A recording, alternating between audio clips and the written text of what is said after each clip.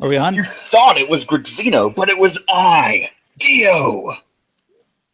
Oh, Seda just trampled all over your introduction, didn't he? Is that how you pronounce Grixino? In my head, I read it as Grexino. You know what? Either is fine. I don't even know how to pronounce my username, so... It's because I know the origin of the name, and so... And we do not. Although, I guess, even then, you could pronounce it two different ways. Hey, it's episode 28 of the ToonamiGAF podcast. We have Seda. Hey. And C. Kohler. Hello. And B-Dubs. Hello.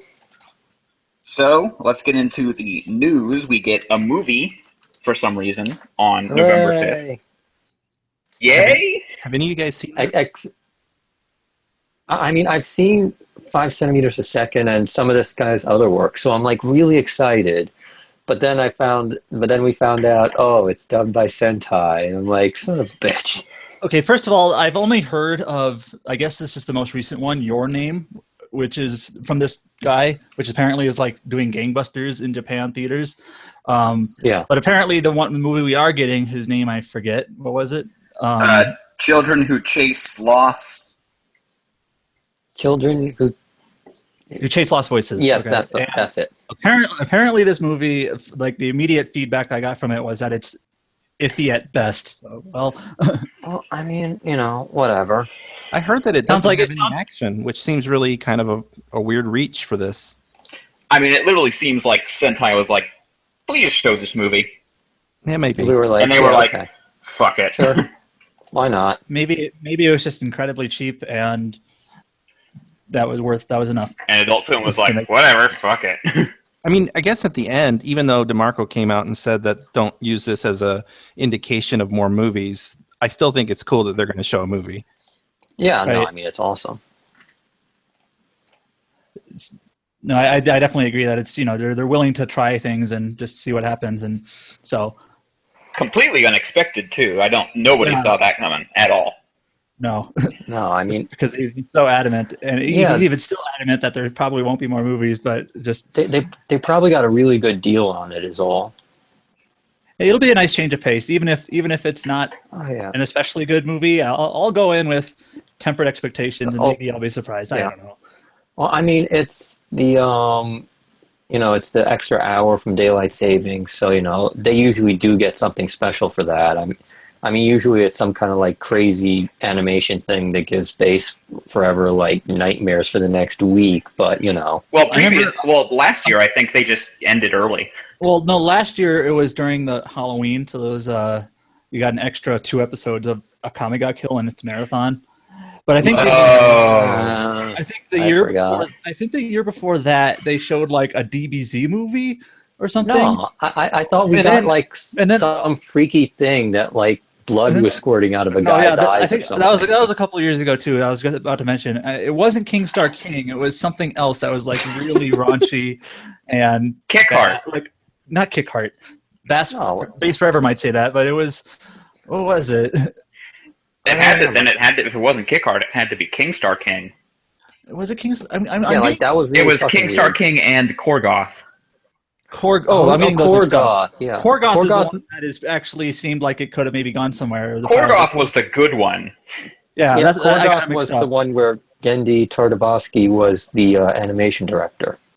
Yes, and then King Star King was just like this really raunchy, gory Adult Swim thing, basically. Specifically targeting the listening to heavy metal while on acid demographic.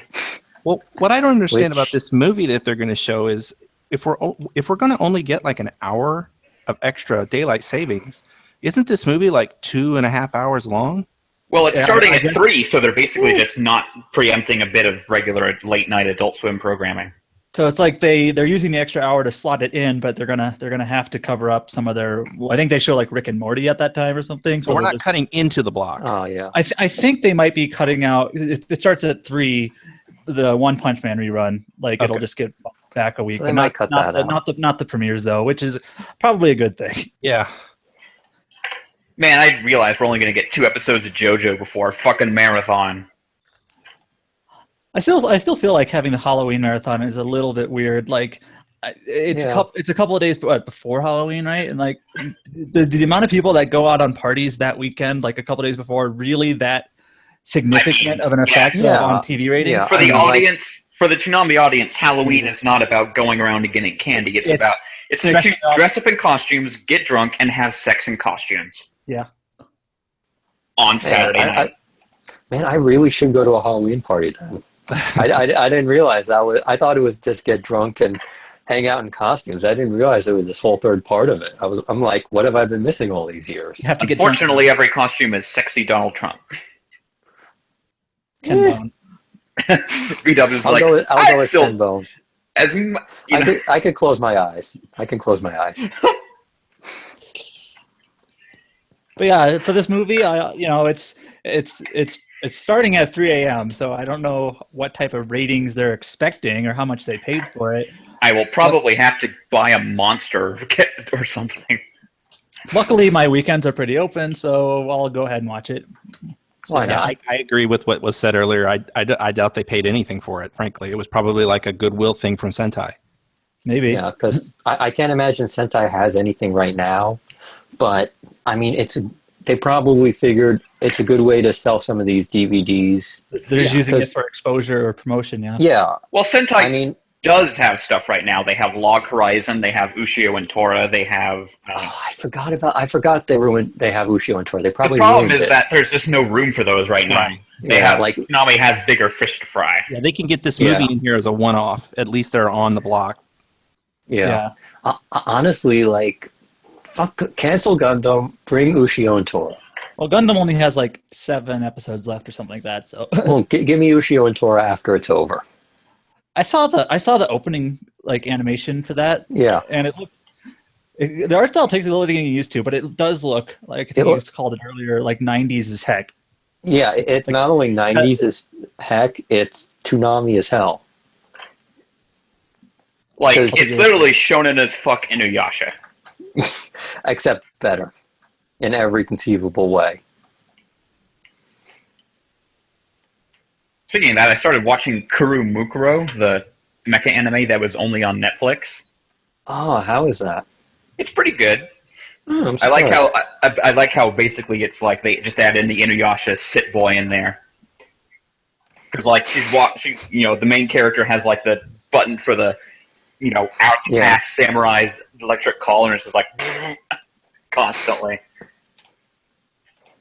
Anyway, let's move on to the actual block with Dragon Ball Z Kai. Wait, I'm sorry. What? We still have one more piece of news. What? Oh. There was a music video. You do? Oh shit, you're right. It was Oh, called. there was. They don't know what it was called, but it was just about friends. Friendship. Yeah. Give me a second. I can Friends. get the name. Well, we were all friends, so You're not alone. You're not alone. Interesting. Yeah, I thought it was pretty good. But I feel so all alone. I thought, this is a One Piece as fuck theme for a music video. And there's no the music One Piece. video doesn't really have much One Piece. Well, I think it's partly because all of the One Piece stuff you would use for that is like From not Water there. 7. Not only Water 7, but like later arcs. Like the next arc after it ends, at the very end, there's this scene that's like, Yeah, okay. Woo, woo, woo, woo. woo! Well, Am I I the mean, only it's one that who as doesn't know what fuck. I'm talking about? See, Kohler, prepare the bleeps.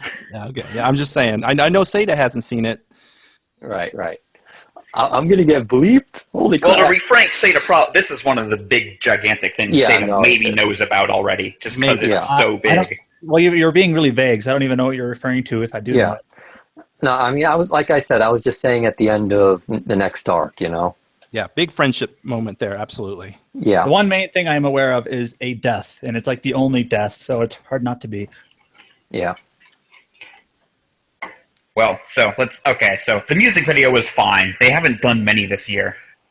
I'm glad they made one. It wasn't. You're right. It wasn't like blew me away or anything, but it was good, and at least they made it. Mm-hmm.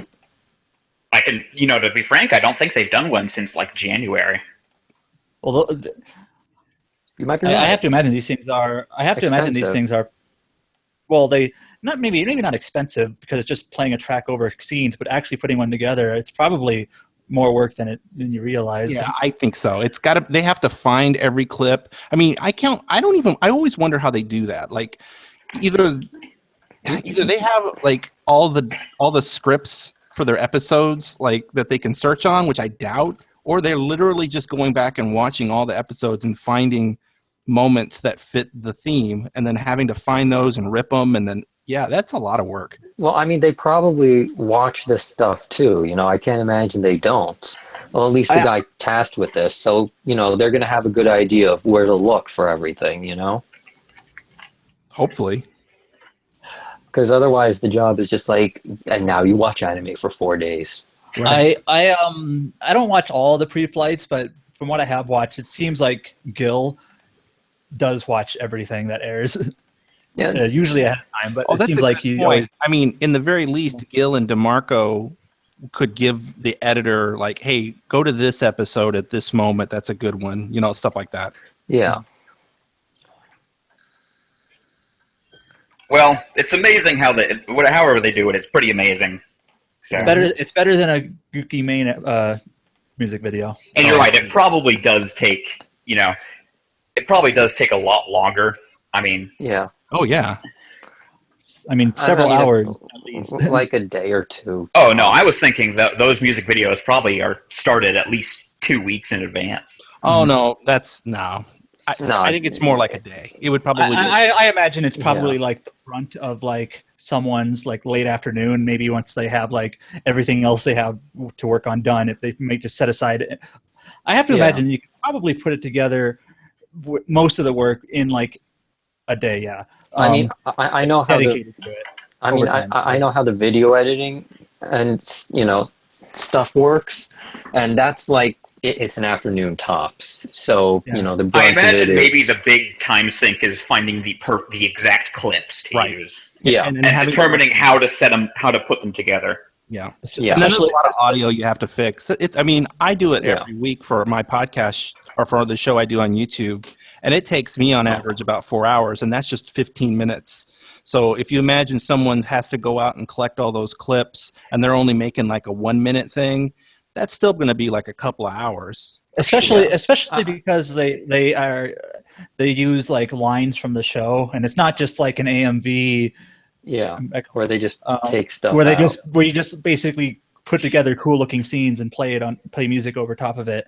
So it's a little bit more work than that to actually get lines that kind of not only fit the theme but actually like fit together and flow in some way. So, but yeah, it was a pretty good video. I don't think it was like it probably won't stick with me, but it was fun to watch. I mean, just thinking about it, the entire staff probably make suggestions for it or something. Yeah. At least if whoever watches. Yeah, there's no doubt that that's the hardest part is figuring out what to use. And whoever said it earlier, like Gil, just maybe taking notes and being like, "Hey, we're going to do a music video in a couple weeks. I'm going to start keeping track of these scenes that I like," and maybe giving that, and that cut out a lot of time. Yeah. Well, so let's move on to the block and Dragon Ball Z Kai. Yay. Dragon Ball Z Kai episode 90. The opening round is concluded. Goku's moment of decision. So, Seda, what did you think of this episode? So let me just blanket statement first. Despite all so Dragon Ball Z is just a weird thing to critique. It's a weird thing to critique because I feel like I've known it my whole life, type of thing. So it's like it's hard to know, like, to even acknowledge what's good and what's bad. It's just like I just know it. But anyway, I still think this arc is my favorite, despite all the bullshit and all the idiocy from like most of the characters. I still think it's my favorite of DBZ. But so like throughout the last couple of episodes, Goku's basically been like nonchalant about fighting Cell. And it was been played up as like a mystery. Like, man, he says he can't beat him, but he looks so unfazed or whatever. And this is kind of the reveal. This is why he thinks that basically if Gohan's fights, got this. And this is like next episode stuff, but basically he wants Gohan to get mad and basically unleash his full power or whatever. But he looks like a dick while doing it. Like it's actually kind of humorous when you see like Cell just like punching him repeatedly with one hand, and Goku's like sitting there with this like really smug. Good job, son. You're like, doing it. Ow, yeah. ow, ow. That's my boy.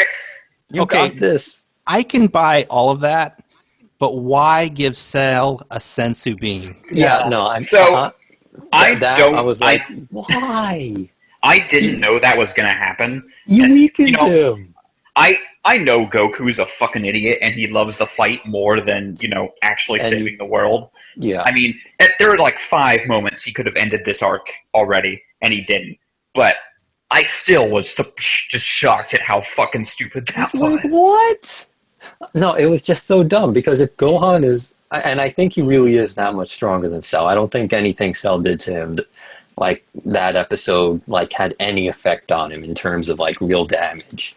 If only because even without bringing out, his full power or whatever, Gohan is so obviously far above Goku just from what the two of them have said, which was actually a really nice moment where Goku's like, I'm passing the torch to you, son, because that was nice. That's one reason why I like this arc, because it is, even with all the caveats, it's not just waiting for Goku like it feels like it always has been. Yeah, I mean, it kind of still is by proxy, but it's a little bit different.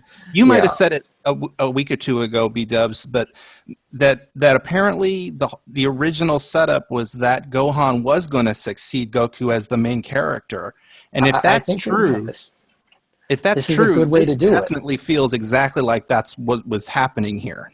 Yeah, and I Chris, remember. have you seen BBC, or you just kind of know it through osmosis? I know very little, and that little I know is through osmosis. Yeah. But even more so later, it really feels like that. It feels like I can't say this is what he wanted for sure, but it feels like this is meant to be patching the torch, and it'll even feel more like that later. I mean, clearly that's not what happens. No, I figured that much. Yeah. Like, it's just the sensu bean thing. I'm like, really? Why would you do that? Because, we can just tell Gohan is that much stronger than Goku. And then Cell is just so much... and Goku weakens Cell so much. I'm like, at this point, if Goku went back up to full power, he could probably take Cell. Okay. No, that brings up a good point. I have a question. So... I thought that the whole point that Goku was fighting Cell and was like, oh, he's going to beat me, but he had a smile on his face all the time. It was because he was wearing Cell down for Gohan. But by giving him the sensu bean, it made that fight completely pointless. No, I think it... No. From what I don't remember if they said it in the last episode or not. Okay, there's a point. I mean, from what I remember from the episode, and I'm just going off of that alone, like, Goku went to Gohan and was like... Did you see anything? Did he hit me with anything that you couldn't handle? And Gohan's like, no, but you're holding. Yeah, and then Gohan's like, you're holding back. He's like, no, that's all I got. It was sort of like to show that, hey, you got this, kid. Man, I can't remember if this aired yet or if it hasn't aired yet, but I'm pretty sure they even get more specific later, what Goku was trying to do. So they but probably still, do. the sensu bean thing is that was fucking stupid. At the very least, it's written and portrayed in such a way that the whole rest of the cast thinks it's stupid too. So it's like we are in agreement with speaking of the rest of the cast too, this is something that continues to bother me about Dragon Ball. Again, it's Dragon Ball, so I understand. But it's Vegeta taking the L's, isn't it? Yes, exactly. But here's the thing. There is a moment in that episode where they go, hey, let's all attack at once. And then they were like, no. Only Saiyan pride matters. And I'm like, you could have defeated Cell if all of you attacked at once. This would be over. Like, screw the rules. Remember that Cell has already killed most of them. He's destroyed 2 cities. He's destroyed island. Well, how many thousands of people has he killed? And then they're all like, well, let's have this tournament. Yeah. Well, I mean, in terms of, who could actually stand a chance at this point, it's like Vegeta could probably fight him without dying immediately. Trunks, obviously Goku and Gohan. Don't get Like me wrong. everyone else would just get like endlessly Yes. wrecked. Don't get me wrong. They're all scrubs by comparison, no doubt. But Yeah. if you But ganged I mean, up on someone, it would at least like divert them. Well, I mean, it depends. Maybe he's like Spider-Man. He gets better when he's fighting more people at once. Maybe. You know, because like if you've ever seen like Spider-Man fight a dude, it's like he's like, yeah, okay, he's pretty good. You see Spider-Man fight 6 dudes, it's like, what the hell is even happening here? Maybe. You know, I mean, it could just be, you know, they're afraid of that, or they're just all morons. Personally, I think it's number 2. Well, I mean, They're just all morons. when this Android arc started, you know, months and months ago, they could have just like, hey, let's just destroy the lab now, and they're like, no, we want to test ourselves, and then they trained for 3 years. They trained for 3 years. They're fucking morons. Like, what I find kind of silly. They didn't train hard enough. What I find kind of silly is they like trained for 3 years, and apparently like it feels like that's worthless, and then they like go to the time chamber and train 1 more year, and it's like now we are so much stronger. You know, just I mean that's this whole power creep thing that is a huge problem. Like literally, several of them have trained for 4 years in this entire in this arc. Yeah. Like Gohan got really fucking strong in 4 years. Like, god damn. Chi-Chi got strong too, waving that TV around. I was also very impressed at some of the angles that camera guy was able to get. Like, how is he getting like this close up on Goku's face, and then like 2 seconds later, he's like in a totally different angle. Apparently, it's the classic. Hey, here's this security camera footage that's just the shot from the show, even though it's clearly impossible that a security camera captured it. Well, it's got like faster than light stock or whatever. That's a good aperture on that camera.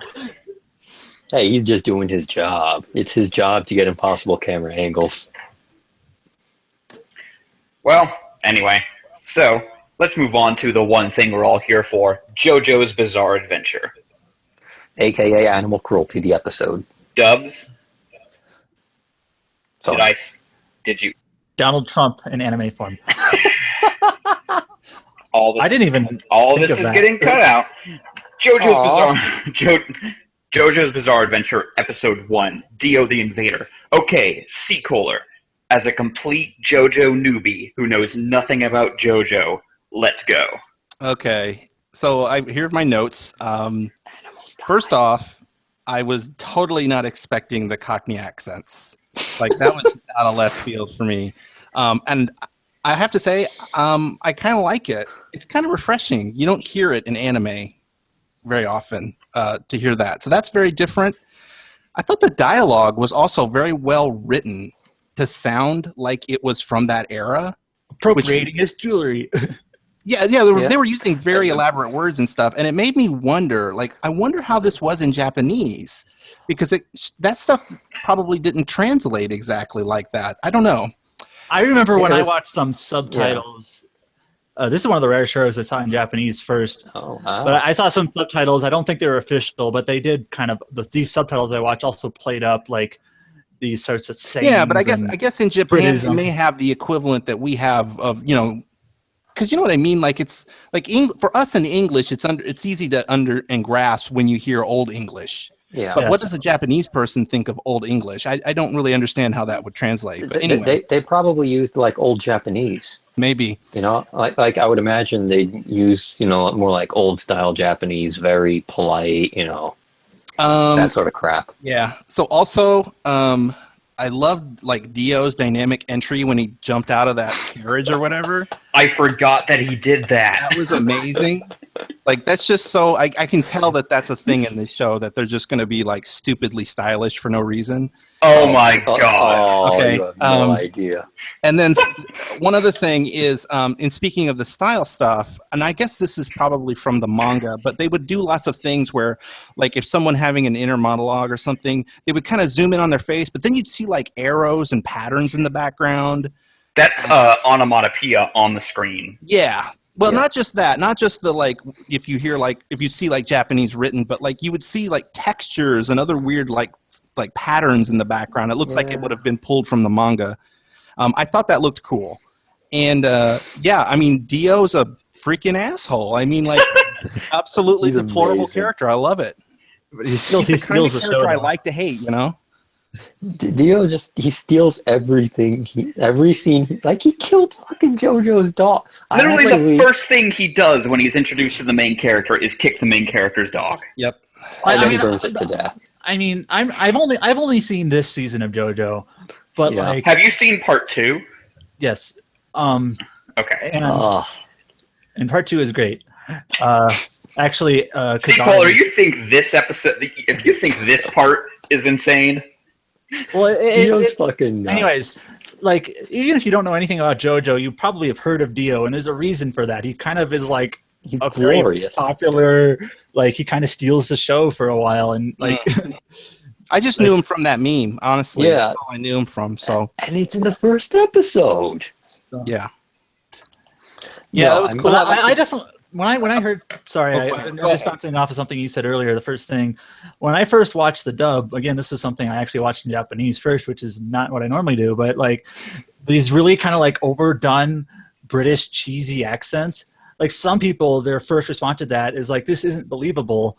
But I think it totally fits. This is such a corny, ridiculous, over-the-top show that having these corny, ridiculous, over-the-top accents, I think, is like perfect. I still am maybe a little bit like, I don't know if Johnny Youngbosh as JoJo is maybe the best fit, especially for older JoJo when he's like a muscle man. But generally speaking, I think like these really overdone accents, I think it just fits perfectly. So I think it's very suitable. I think it does fit. I just wish somebody more competent than Warner Brothers was doing it. I actually don't mind it. I mean, I know I think maybe because it's so different, but like I didn't have any problems with the dub, having never heard it before. I thought it was fine. The dub was fine. I mean, Dio is just such a glorious asshole Patrick is great as Dio. Like you could tell he fucking loved, being Dio. To understand him and just loves to voice him. Like, how can you not love to voice Dio? You get to be like such an unrepentant asshole. It's like, it's fantastic. So, I forgot how fast this episode moves. Don't they cover like an entire volume in one episode? It's insane. It was fast. At least a couple of chapters. They kind of cold opened with like this, guy dying from like apparently a stagecoach accident or something. It didn't even show it, and then like, who are these people? And then like jump 7 years, and like now we have 2 kids, and it's kind of like jumping back and forth between these, like these characters, and it like jumps back and forth like feels like 5 times in 5 minutes. Like, whoa, it's kind of getting the introduction stuff done as quickly as it could. So some people were a bit confused about who was who in that first scene. So basically, the Joestars, George Joestar, his wife, and infant Jonathan were in the carriage accident, and then Dario Brando and his pregnant wife found them. And so I know somebody was like, so is Dio the baby from the carriage? And it's like, no. No, even I understood that. Dio's in the pregnant lady's belly. Right. And I got kind of and then I think I've said this about another character on a different show, but I get a sort of Voldemort vibe from this situation because you've got like, I don't know if you know much about Voldemort, but like his family, he grew up in like a real bad home and turned into a real dick, and this is exactly the same thing where like his dad is an asshole, and that's actually a really good analogy, between the two. Like they do mirror each other really well in terms of what they get into. I mean, outside of that, it's completely different, like in the details, but sort of broad strokes, it does fit to a certain degree. Yeah, because like Voldemort is this, as a young man, he's very knowledgeable and intelligent and suave and kind of manipulative, and that's exactly what this Dio guy looks like. So, except Dio is just much more outwardly evil. Yeah. I mean, honestly, if I didn't know any better, I'd say Rowling had read JoJo at some point. Well, I mean, Harry Potter is basically just British anime. I mean, really. Well, yeah. That's true. I mean, I don't know British anime, but I mean, it always sort of surprised. Yeah, no, like it's the sort of thing. It's always surprised me they never made a cartoon out of it. Yeah, he's Yeah, he's awesome. I mean, like I'm looking forward to next week to seeing more of this guy be a dick and I mean, it is frustrating to watch the whole episode where like, you really especially because like everybody turns on Jonathan for really no good reason. Yeah, Like and they're all Dio's just that fantastic. right. he It's like lies and he lies and they eat it all up or whatever he said. exactly. Yeah. He can't seem to. I mean, on one hand, it's like, well, at least the girl kind of saw through his crap, and I liked the scene where she's trying to like wash his kiss out, and I That's thought, such a great cool. fuck you. That was awesome. Yeah. I loved that Dio did not like that. I loved his reaction where he's like pissed off. I'm like, yeah, that's what you get, you dick. So that was pretty cool. And that's when everyone made the Dio Trump jokes, and that I thought. Let me just mention this. I saw a little bit of complaining about like, why are people making Trump jokes on Twitter? But like having that scene just happened to air like a week after all these Trump allegations surfaced. I just thought it was hilarious that like it's fantastic that people made that connection. People love people like the whole Trump has a stand and it's called the wall. I saw that. That's a. Well, I gotta find that. They don't. Stands aren't introduced till the third part. Right, and that's also crazy. Is that what this series is now? It's very soon going to look nothing like this. Yeah, It's literally like if One Piece, if all the characters in One Piece were like, hey, we're using devil fruits and such, and then like right after Alabasta, they suddenly just got bleach swords and just only fought with pirates. Bleach swords. Yeah. No, it's literally like if they like just switched power structures completely. Yeah, no, they do that. I think partly because there's only so much you can do with, sort of what JoJo uses up until that point. Whereas I know enough to know about stands are a lot more versatile. It's more like Nen in that you can. Oh, that's spoiled. Well, I don't know what that is, but anyway, I know that there are stands coming. I have heard of that. I know it's kind of like Persona or something. I was just going to say that. That's all I know. Well, with JoJo, it's always like, you say something in JoJo is kind of like this, but it's always actually this other thing is kind of like JoJo. I do have a question though, and you don't elaborate on this, but I am curious. Do we get the order in this like first series or whatever? You don't get the sound effect, but you do get kind of like the punch rush that goes with it. Okay. Yeah, no. I forget which is which, but Araki really loves that punch rush. I forget which is which, but in the dub they use, and I think he actually said this once in the first episode. He uses useless, which I know is not what it translates to, but he'll be like useless, useless, useless, and he actually does a pretty good job saying it with that kind of speed. I mean, so aura is a thing is exclusive to the main character of Part 3. Okay. Maybe I'm thinking of Muda. I don't know what I'm. But it's a specific sound effect that goes with his punch rushes, but the punch rushes themselves are still in Parts 1 and 2. Okay. Also, I know this is a thing in the Japanese version of. Minor spoilers, very minor. Right. In the Japanese version, there's this term "rai" that he uses, but in the English version, they replace that with just a more generic hiss. I think. So. Yeah, I don't think that I don't think when we get to that moment dubbed in Part 3, I think they will probably do rai. Okay. Because I mean that's a classic. That's another mimetic scene. Is it all dubbed? Well, we'll see. So it's really weird. In Part 3, they did a test dub, which I guess how common are test dubs? But they dubbed 3 episodes, and this was back in 2014 or something. Yeah, Viz dubbed 3 episodes of Part 3, and then kind of nothing happened with that, and then Warner Brothers released their dub of Parts 1 and 2, and so and then they lost and then Viz got those rights for some reason. And now Viz is confirmed to be completely dubbing Part 3 and 4. Probably just a consequence of all these weird license things that go on with the series. I was saying a while back, Warner Brothers probably got it because they have the licenses for all the music and stuff. So, I mean, that's probably how they got it originally, And then they dubbed it and did the crappy home release, and they were like, you know what? Whatever. We'll just let you guys handle it. It's fine. So, regarding music, we already have our first music reference. Yeah. Dio is Ronnie James Dio. Yes, he is. Who actually died? Didn't he die the other year? I don't know. No, I don't know. I don't know who this person is. I've heard of Dio. He's like a rock classic, Yeah. hard rock, heavy metal guy. Right, he's Ronnie James Dio. Oh, wow. He's been dead 6 years. I didn't realize it's been that long. I actually don't. I mean, I've known him for a long time, but I didn't know if he was alive or not. No, he. Yeah, no, it's been 6 years at this point. Wow. We get another obvious music reference in the next episode. Oh, no, that's not until episode 3. He actually doesn't say his name until episode 3. Oh, right. That is right. Well, he shows up, and he's the greatest bro that ever broed.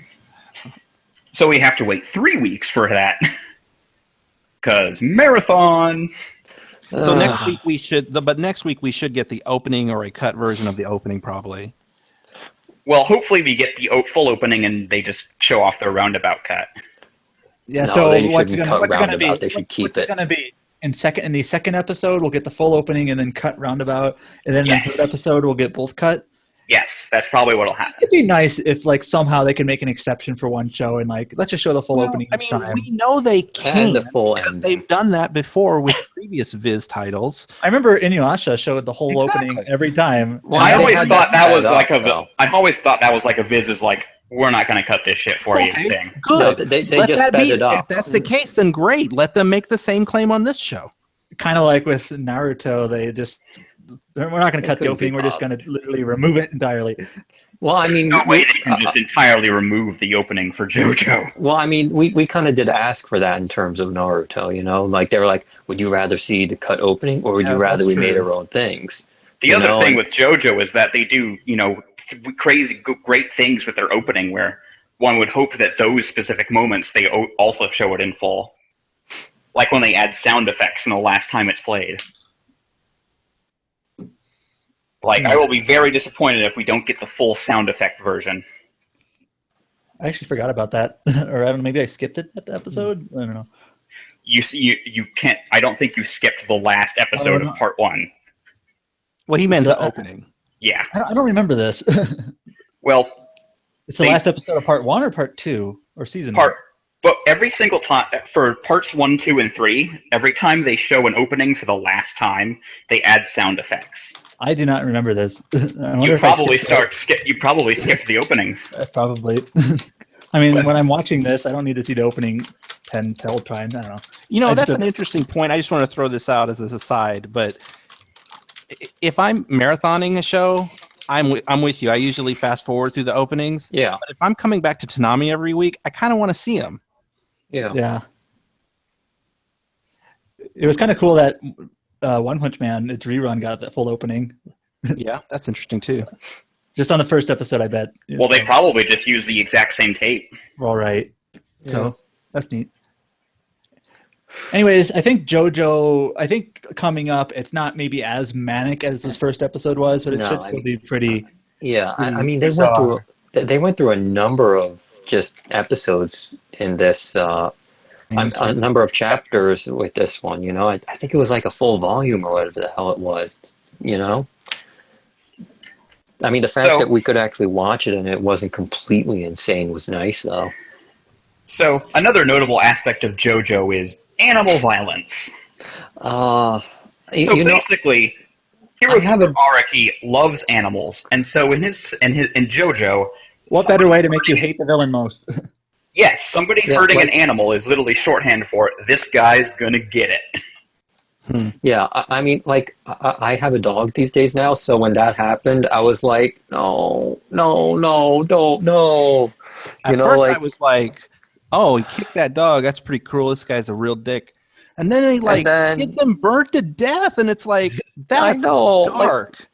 Like my stomach was all up in knots now because all I could think of, what if that had been my dog? And now I was all sad. And I'm like, no. But no, JoJo is not a series where bad guys get away with shit. No, it is not. Thank God. Well, when they really have to say, except for this Dio guy, who I guess is around forever, right? Well, he's around forever and also gets his shit beaten in several times. All right.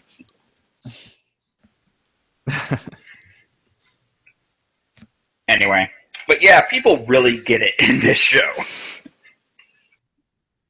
Like if you enjoy satisfying villain demises, you will not be disappointed. Yeah, I definitely love them. I like a great villain as long as he gets what's coming to him.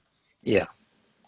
I mean, it's no fun when they get away with everything, you know? Right. Half the fun of, like, a fantastic villain is how does this guy eventually get his shit pushed in? Like, Jonathan already got, his licks in on Dio. Yeah, and he already pushed his shit in pretty good. Oh, yeah, he was crying. The guy was crying. Yeah.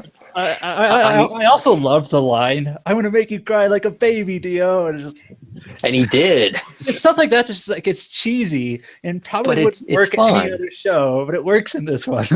Yeah. I love the start to that fight where he just bursts through the door and he's like, "Dio!" And then Dio just reads the last sentence of his book, closes it, sighs, and stands up, and he's like, "Well, he kind of I think that's one of those like iconic. I assume that's a manga panel where he's like pushing himself off his chair with his arms, and like in the anime, it actually did like this shaky camera kind of effect where it's like terse atmosphere or whatever.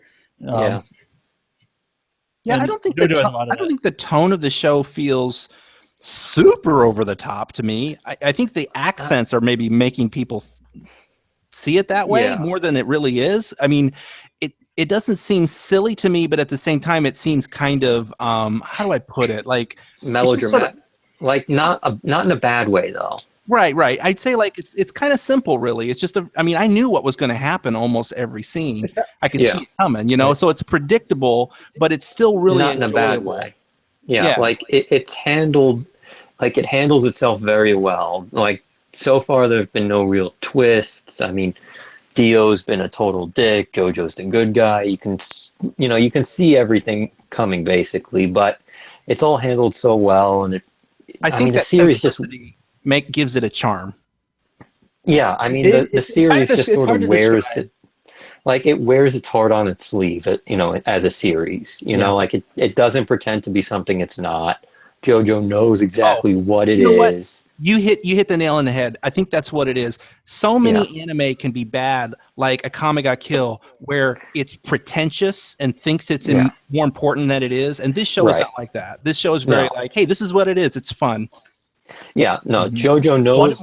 Very similar to One Piece in that regard. Yeah, like they know they're series that know what they are. They're okay with that. They're going to play into it. Maybe they'll elevate themselves in the process. And I don't feel like that's where series like Bleach and Naruto fail. Right, because Bleach likes to pretend to be more complicated than it. Like, no. I mean, Bleach ended, but had it ended on, like, a glorious Master Aizen I would have been like, this is a masterpiece, if only because it would be a Dadaist masterpiece, but it didn't, so... Just using Bleach as an example, it show a lot of anime, they'll have scenes or takes where it's like, I anticipated your move, and then like, no, I anticipated your anticipation, and then like they're playing it totally straight, and they're trying to... But that actually is part 2. Well, I know, but they're not playing it so straight. It's just... Yeah. It's hard to describe, but like JoJo is like this weird mix of like energy and wackiness, but it doesn't like go too far in that direction. Or it's not deep. That's the thing. It's not trying to talk down to you and be like, look at this piece of art we've created. This is a masterpiece. Like this is deep. You need to really think about these topics. It's like, no, this is just a bunch of guys punching each other. It's fun. Yeah, no, JoJo knows what it is. I mean, it does help that it's sort of aping one of, like, the first arc is sort of aping one of the great novels of, English literature. So, and it's not Dickens. I'm just putting that out there right now. It's not Dickens. You'll understand in an episode or two. Like, if you've read the book, you'll see it pretty quick. But, I mean, it does help that, like I said, JoJo knows what it is. It doesn't pretend to be something else. So when it does something silly like, I anticipated your anticipation, it's like, you're like, yeah, okay, whatever. JoJo's being silly now. So I did want to say that I do think Prone to Fisticuffs is a perfect thread title. No, I think it got lost in the shuffle, but... I'll probably do that. That was fantastic. I was like, I always love it when someone in a like something says like, and now we will engage in fisticuffs. I'm like, that's like such a polite way to say we're gonna fuck each not other to up. dwell on it too much, but that was like my original point. It's like, what did they say in Japanese? Because it surely wasn't fisticuffs. But whatever. I just think that's a perfect way to politely describe Toonami. Yeah, and now fisticuffs. It is true. I guess so many shows have fisticuffs in them. I just want Tom to say, "Let's engage in fisticuffs." That would be great. You hear that, DeMarco? Make it happen. I'm probably gonna tweet him, or somebody should tweet him. Yeah. Okay, so I guess that's it for JoJo's Bizarre Adventure. Although we could just spend all the Mobile Suit Gundam time talking about it if we want. I've got things I want to say about IBO. Okay, so Mobile Suit Gundam. Mobile Suit Gundam, Iron-Blooded Orphans, Episode 18, Voice. Okay, so... Can I start off? Go right ahead. So last week in the podcast, basically, one of my biggest criticisms of the show so far is that I feel like it hasn't really established why this conflict between Gallarhorn and these rebels to Gallarhorn and what exactly they're rebelling about. Right. I mean, some caveats. Yes, Gallarhorn seems to have sabotaged the rally, and so like, okay, yes, But why the rally? They're not like right. Like they're not. Gallarhorn is not like the Bastion Saint or something. But I'm kind of confused. Like, what is this protest talking about? Like, I don't like. It's the larger picture stuff with the show that is most. Right. We did learn one bit. We learned one bit. Let me continue. Okay. So, like, I was like, well, this episode apparently is going to be Cordelia talking about, like, she's going to now take lead of this movement, and she was even going to say, like, let me tell you about these colonists and their problems. But she didn't even really say anything. She's just like, these people have been oppressed, and they're under the rule of Gallarhorn, and it was just, like, really vague stuff. And so let me start with saying I'm a little bit confused why Cordelia wanted to be some sort of revolutionary leader in the first place. And I'm also confused. That's one element of it. Why does she want to be this revolutionary leader? Like, I think we saw her like see some homeless people one time, and I'm also a little bit confused. Like, I'm also a little bit confused why other people look to her and say, "Yes, this is our leader." Like, what sort of? I know she comes from apparently some high family, but I'm a little bit confused. It's not explained enough. I'm a little confused, like why these rebels look to her and say, "Yes, this is the person to lead us," and they say that she's a strong person, but I'm like, they haven't really shown. Well, that's something a little different, but they haven't really shown like why these people put so much faith in her. Yeah, like, what qualifications does she have? Yes, and I think I feel like if I went back and watched the first episode, there is probably a 10-second moment in that episode that would explain why Cordelia is what she is, because I got the impression, and it's probably a false memory, that she is I don't want to say royalty, but she's something like that on Mars, and so she has the authority to speak for Martians. But that's as much as I know. The other thing we learned in this episode is some of the backhanded dealings that were going on that tried to get her to give this speech and all this other stuff is because there were certain parties who were interested in stuff on Mars called half metals, which I took to be as code for hair gel. I mean, this is exactly what the politics of this series needs. Yet another aspect that we don't really get. Yeah, it's just more hair gel bullshit. No, but I mean, I did sort of grasp, like, somewhere in there's space racism. Yes. Like, it's not very strong, but space racism is an undercurrent along with the hair gel mines. I didn't get that. So I guess my assumption is that the half metal thing is basically a bunch of these large powers. They want to help with Martian independence because then they have the expectation that they will get a good deal on that half metal. The hair gel, yeah. Yeah. Like, we're going to call it hair gel from now on, by the way. Yeah, okay. It's just going to be hair gel. But I didn't really feel the racism stuff. They really hammered that in this most recent episode. Apparently, the differences between being a Martian and being an Earthling, and being an Earthling, and So when this show is first starting, like when you're watching a show for the first time, you kind of make predictions for yourself, like what's going to happen, which characters become important, and like the None character. of this makes sense. The character Ein, he was a Gallarhorn person. Right. Like from the get go, he was like the only survivor from that initial attack. That in that those first like 3 episodes, I kind of think like, okay, this guy is going to play some larger role. He seems to be Gallarhorn, but he's not like the evil guy. He doesn't seem like he's the Char guy, whatever his name is. There's Nicholas and his blue hair gel sidekick. But anyways, like I felt like this Ein guy was gonna play a bigger role than he has, and then like they kind of just bring him back like 15 episodes later, where he hasn't done anything in the last 15 episodes other than just kind of like provide some very basic chatter here and there. And then, ironically, he's the one of the villains whose thing is like he's the one who really has it out for the right. But why? Well, as narrow as it may be, some of his friends were killed, and so like he has. And let's not forget that Mikazuki just straight up executed Crank. Yeah. So he did that. What I'm saying here is, first of all, they kind of just brought him back to like kind of shoehorn this like half Martian racism thing into it. Like, I guess this is a part of the show now. But like, this is where I feel like some of the storytelling doesn't feel like it's paced all too well. How this guy was introduced really early on, but he hasn't done anything in the last 15 episodes because they've been doing this human debris stuff and then space Costco stuff. So it just like I know that some people have said in the thread that this is a 50 episode series because it's 2 seasons. So some stuff just might take some time to develop. But I still feel like this maybe could have been interspersed, rather than having these long stretches of time. Like the human debris stuff doesn't even seem like it was that important to the big picture at all. Anyway, so just some weird pacing and storytelling things here. I mean, like before Human Debris, Akihiro doesn't matter, and then after Human Debris, he still kind of doesn't matter. He just has a mech.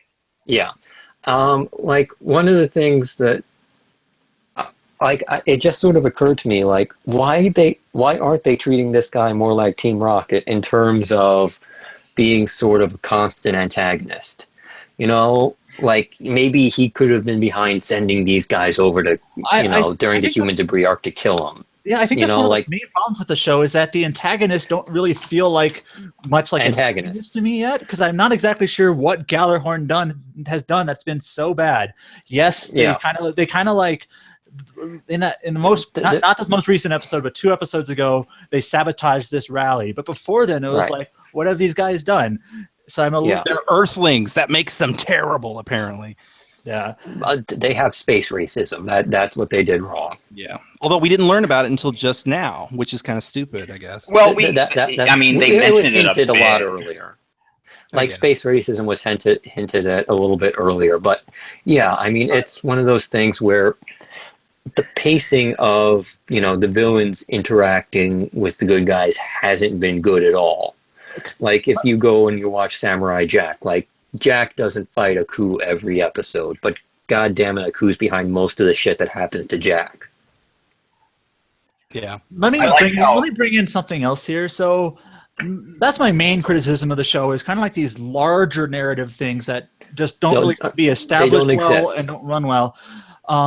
But I do think, and this is kind of what I attached on to early on in the show, is I feel like a lot of the characters I was fond of, and that I'm starting to think that there's maybe good characters placed in a bad show type of thing. Yeah, you said that last week. And I think Atra has like really turned it around. Yeah, Atra is great. I loved her line this week. Like I'd like to do revolution. Yeah. Like Atra on me. Atra and Cordelia have literally like switched places in terms of quality. Absolutely. Yeah. I mean, one thing that I know that this is a very minimal test, but I think the most previous episode had 2 cases where it passed the Bechdel test. And I always like the sexy lamp test better. I will take that. Fully. That's a great point. That's exactly what it is. That's what turned her character around. She suddenly passed that test. And they're actually talking about mostly it's because they're talking about Cordelia, which isn't super compelling, it's not good, but it still passes it. And there was 2 cases of it. And let me also just kind of mention at the very end of the episode, when they kind of just let out their emotions, I felt it was an okay in theory, but it was Badly awkwardly executed. Yeah, executed. that made me. And cringe. Mikazuki's just kind of like, now kiss. And that was the first time so I really like Mikazuki up to this point, but that was the first time where he really felt like truly robotic to me. Like, Yeah, it's like an emotion is a simple emotion that every human would have is like alien to him. He's like, well, I guess hugging people makes them feel better. What? How do you you never touched a person in your life? I'm a child soldier. This is hard to describe. He kissed her point, that other episode. Up to this point, I got, and I know everyone will perceive this differently, but up to this point, I kind of got more of the feeling that Mikazuki understood emotions, but just kind of chose like more not to be very expressive on his own. Yeah. But like this time, it was more directly like, I literally don't understand like me being ignorance. Mikazuki. Like I literally don't Like, understand what I'm supposed to be feeling here. It feels like they changed his character. And like this is like Data from Star Trek Next Generation level of not understanding emotion. And then Data understood emotions better than this. And I think this was the very first time someone literally had to tell him, this is Atra in this case, you're supposed to do something here to make her feel better. Like I think that's the first time where they kind of they kind of acknowledged that he doesn't get emotions all the time. But it's true. Although I will say this is counter to something that happened a couple of episodes ago where he kissed her because he knew for some reason that kissing her would make her feel better. And there was also an earlier episode, and this is such a small thing, but it really resonated with me, where like he's just eating lunch or something, and Atra comes up to him and is basically like, are you going to be okay? And then Mika basically says, sure, I'll be fine. You gave me this good luck charm after all, right? And no, he doesn't. He doesn't truly believe that the good luck charm is going to keep him safe. He understands that, like, if I acknowledge this good luck charm that she gave me, it'll make her feel like I appreciate her and what her gift is. So his emotional understanding is very. It's going backwards. Like that's what I felt. Like it feels like they completely changed the character from last episode to this episode. Like they decided rewrite. Maybe like 4 or 5 episodes in it, they decided, well, let's change it up. Yeah, and they never went back to fix it. Maybe. I mean, it's just such an awkward thing where it's like, yeah, okay, he's just very inward and with his emotions, he doesn't deal with them very much, but he gets it, and now it's like. This time. Yeah, no, now he doesn't get it, which... Like I said, this is the first time he felt truly robotic, like not... Yeah. Before it was kind of like to me, it was like kind of this interesting, like detached personality, but now it's like, okay, now he's truly a robot. Yeah, now he's a robot, and it just doesn't make sense. Just, keep that shit straight. That's all we need is... just keep shit straight and it's fine. And I mean, some people might argue that he was a robot the whole time, which they can make an argument for that. But I felt like it was a little bit more to it. There was more nuance. I thought he was a robot, and then I heard what you said last episode, and I agree. I think he's got.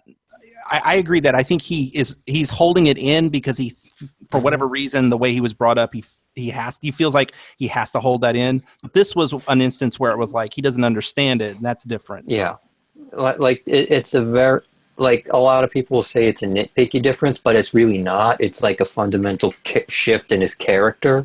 Yeah. That it's like you go from somebody being like a really nice person to a total bitch for no reason. Like maybe it's not quite as dramatic as that, but it's still dramatic enough where I have a feeling a lot of people noticed it and thought it might have been weird, but nobody really thought to articulate, oh, why does this seem so weird?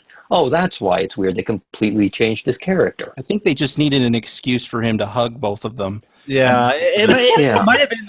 I mean, he could have done that without, being told, though. I think that I mentioned this already, but that wasn't the only problem with the scene. Just kind of like even where there the were characters, multiple. Even with like he literally like went up and hugged her head, and then like grabbed. And grabbed Atra, and then they're like in this kind of like weird like pose, and like we just can't escape Donald Trump tonight. I feel like he was pressing them against his breasts. I feel like that last scene would have been better if it was maybe just like maybe Cordelia and Atra like hugging and crying it out a little bit, and maybe he put like his arm around one of them or something like that, rather than this like weird pose where he's like up floating and like has them one in each arm, and they're like kind of both curled up, and it's just like I really said, weird. literally, it's now kiss. Yeah. Yeah. It was just weird. I mean, Well, here's another. I've got a couple other things on this show we can talk about. One of which we have to mention: Space Hitler is back. Oh yeah. Space Hitler. I forgot he came back actually. Well, I'm sure we're not going to see much of him, but he's back. I don't remember what it was exactly, but I remember that Orga was going to like off him at one point, and then the turban guy Naze was like, "Dude, you don't want to do this." So By the way, no, he's Space Hitler. You really do. No, that was pre-Turban, I think. This is something I realized this episode too. His name is Naze Turban. Yes, and they're called the Turbans. And the Turbans, right? But they're a big harem family. They're a harem, like a person with a turban would wear if he had a harem. Like he's really it's kind of fucking racist a little bit.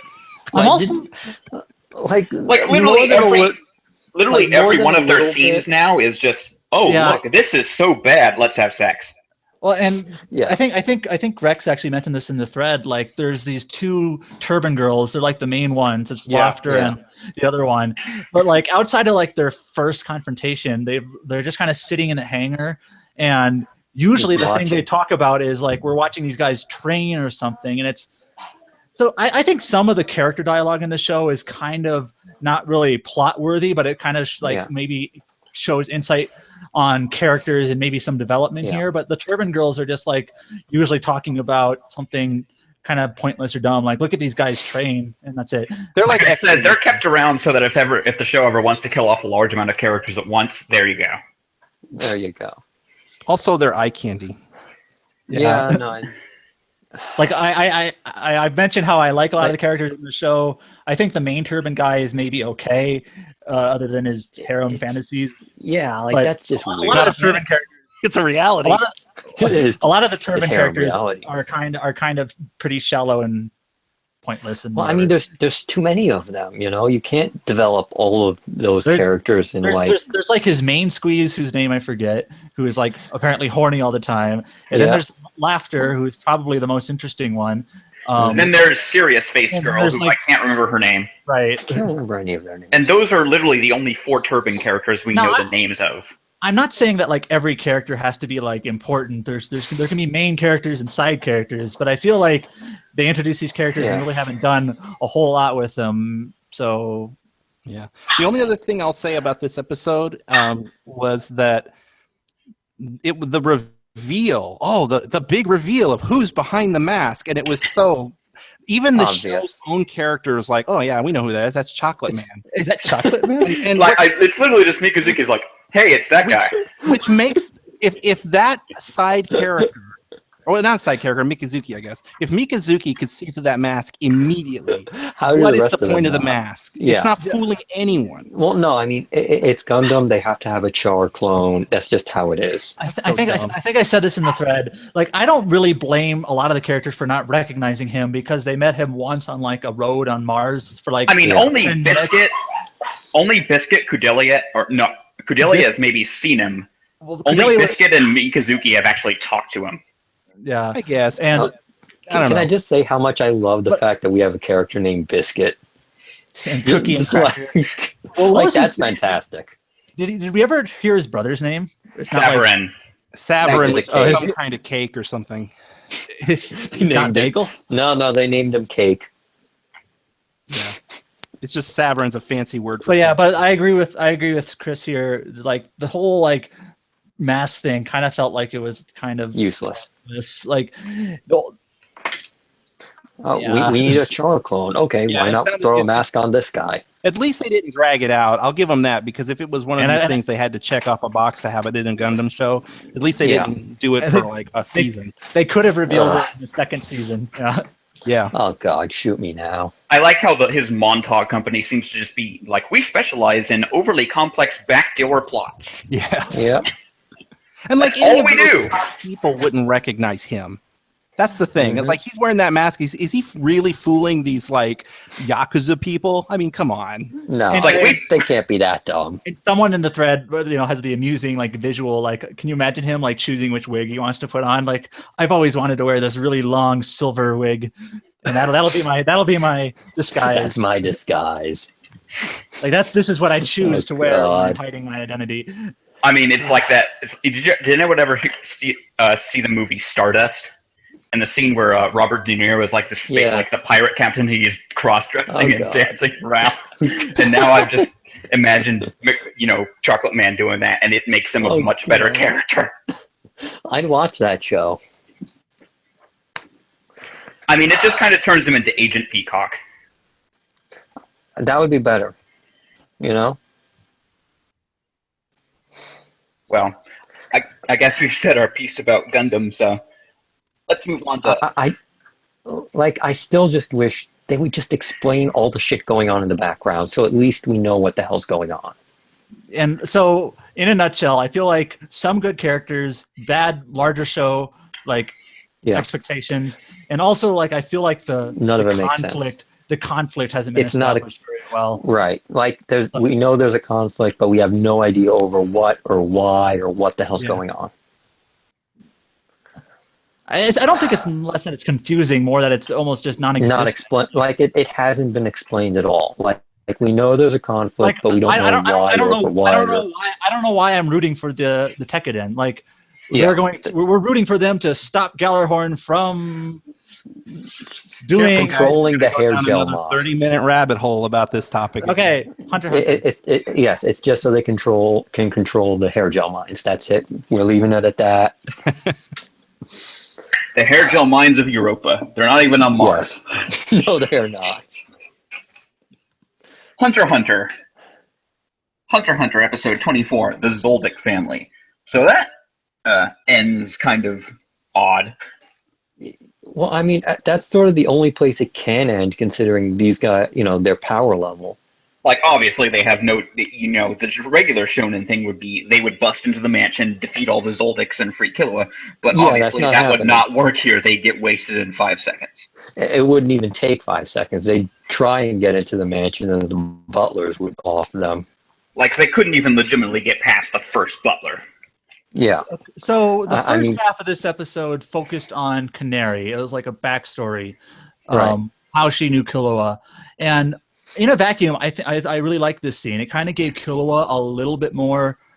I think in terms of backstory, I think Killua's is probably the most interesting. Maybe Kurapika being second most because we don't know what happened.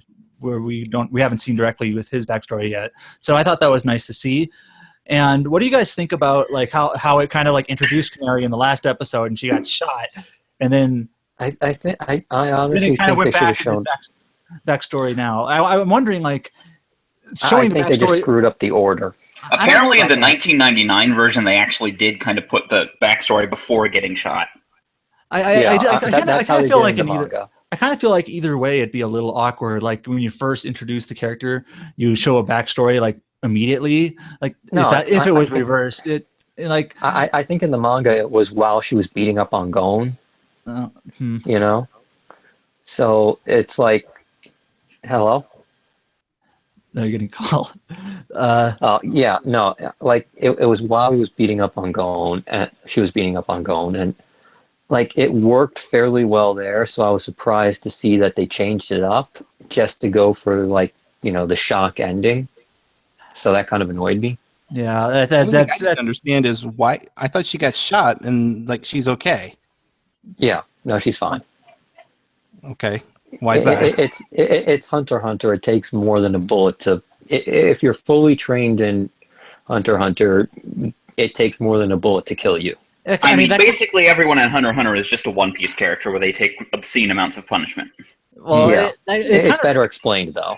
It's not quite like this, but it kind of reminds me of Soul Eater. This is when it gets into filler, where Krona gets killed, and then it's a really emotional moment, and then Maka basically goes nuts on Medusa, and then next episode it kind of just dilutes that, oh, he was fine the whole time. So it kind of feels like that. Yeah. It kind of feels like it's going a little bit more for shock value over substance here. Yeah. But you know, how these characters take so much damage does get explained later on. very minor story or very minor spoiler question. Maybe is Canary like more important later? Like, is this a semi-main character or no? No. I kind of feel like she comes into it.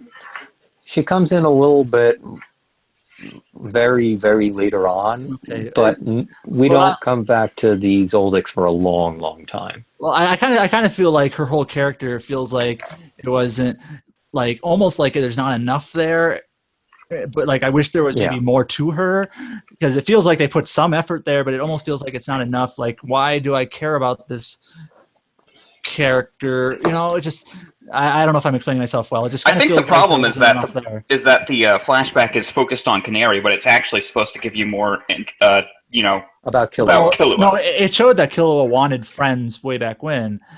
Yeah, but it was too focused on her though. And kind of an aside, so I think the voice acting in the show is pretty well done. Yeah, but Canary was kind of the first voice that's like less than decent. Like that's like the first voice I would say I really wish they probably tried something else. I have no idea what she sounded like in Japanese, but that was kind of the first time where I was actually like cringing a bit whenever she was talking in this show. So like that's just kind of an aside there, but the soundtrack in this show is excellent. Oh, I love the soundtrack. That Zoldyck theme that plays was really awesome. And some of the other themes they played in this episode, too, were really good. Mm-hmm. I love the soundtrack of this show. And Jason thinks it's carnival nonsense, whatever he said. What did he say? In one of the pre-flights, I think he's called it like it sounded like music you hear at a carnival. So he doesn't like the soundtrack? No. What's wrong with him? Well, I guess I could see that for maybe one or two tracks, but that song they played this week was really good. Like in general, it's really good. Yeah. I mean, Jason does not seem like a guy who actually watches forward. No. I mentioned earlier, I think Gil watches everything, but Jason probably just kind of watches a few episodes. Like, yep, that's it. I mean, I'm not saying he has to because he's probably really busy. But no, but I mean, like, if something grabs him, I'm sure he'll, keep it on. It's the multi-hundreds of episode stuff that probably... Speaking of which, I can't wait for the Part 2 JoJo soundtrack. The only good dubstep soundtrack. There is no such thing as a good dubstep soundtrack. But no, because Part 2 of JoJo's Bizarre Adventures soundtrack exists. Anyway, and, the other part of this episode was they kind of show off all of this old. How do you pronounce the last name? Zoldyck. Yeah. Family, and then they're going to introduce. Well, first of all, we see Killua getting like tortured, and I guess he's getting tortured because he went away. He left, so they're just And then it doesn't faze him. He's just like, "Are we done yet?" No, like he literally is getting tortured by that guy because he feels sorry for stabbing him. And he's like, "You should be able to get back at me." Oh, and then, he frees himself. He's just like, "Dude, I could have left any time." But they kind of introduced. He's been through way worse. What I was getting at was they introduce his father, and you're kind of expecting like this. At least I was expecting this like villainy type character. I don't know if he's a villain, but like an intimidating, assassin head of family. What else do you expect? And turns out he's like, this guy seems like he's a better father than Gon's father, who just kind of left him. Yeah, I don't want to explored reasons. Yeah, I kind of don't want to talk too much about this guy because I'm afraid you guys who've seen it might say something. But I feel exactly the same way, Seda, that like this guy surprised me in how nice he was to Killua. But then there was a scene at the end where he was a little devious, and I kind of feel like that was maybe his real character showing through. Yeah. I mean, it's not. I mean, I don't think they're contradictory. He just like, you know what, you go do whatever you want. But I'm confident that you'll come back to me. Yeah, so that's what I was kind of toning out, I guess, the very end of the episode. But like, yeah, he said he'll come back to me. So is he like worried that like Killua will leave? And I guess I think that's the point. He's not worried he'll leave. He knows he's coming back. Whatever, because he knows he either has some control over him, or he's basically saying it doesn't matter what Killua does. He'll be back. He's going to come like, back. why does he want Killua back? It's not like a father wanting his child to live with him. It sounds like he wants him because they said in this episode that Killua is like the best assassin to ever come out of the family. He wants Yeah, to. like he has so the most potential. I could see it maybe being where he maybe views Killua more as an asset than a son, but he seemed to be pretty genuinely caring about what he did. So I'm not exactly sure. I'm not convinced if that's for real or not, though. Yeah, Like I like, read it as he he thinks this is just a phase, but he's totally willing to let the phase play out. yeah, like he's not, a horrible human being, despite being, an assassin. For an assassin, he's actually a really good dude. But I mean, like at the same time, he's like, yeah, no, he's willing to let this whole thing play out and let Killua go do his thing and all that stuff, knowing that okay, he'll probably come back at the end. I don't want to dwell on it, but the Hunter x Hunter world just every week just makes me just laugh at how kind of ridiculous it is. Like there's this world where like people can be assassins and then like everybody's cool with that. Like this is great. We got this whole family of assassins. They're literally it's awesome. They're literally giving a guided tour. Like this is where the assassins live. It's like who's gonna mess with these guys though? And it's like, but I mean, like you wouldn't be happy about it. What if they came and killed you? Well, no, I mean, like most people can't afford these guys. That's the thing. You could be their target. Why would you want them around? I mean, you got to understand, like, these guys are like, expensive shit. Like, you got to be a government or the Hunter organization or something to afford that. I feel like if you're weak enough to be worrying about them coming after you, you're probably not their target. Yeah. I get that. That's I'm just the saying. thing. I'm just saying. Like they're the guys you call celebrates assassins. Just seems like it's so like out there. Like they're murderers. Yeah. Well, I mean, they're sort of the guys you call when there's no one else that can do the job. You call in the Zoldycks to kill the boogeyman. I will say at this point. Now I know we're only like what episode are we on? 20? 24. 24. Yeah. Wow. I will say at this point that I feel like one of Hunter x Hunter's weaknesses right now is probably world building. Like it's like I don't really know what goes on in this world other than that there's hunters and that they're apparently like super spies and do whatever. Let me take what you said, Seda, and change it a little bit. And this is what it's not that they aren't building the world. It's just a confusing world that they're building. Perhaps, yeah. Yeah. I mean, part of it is that, I mean, how do I explain?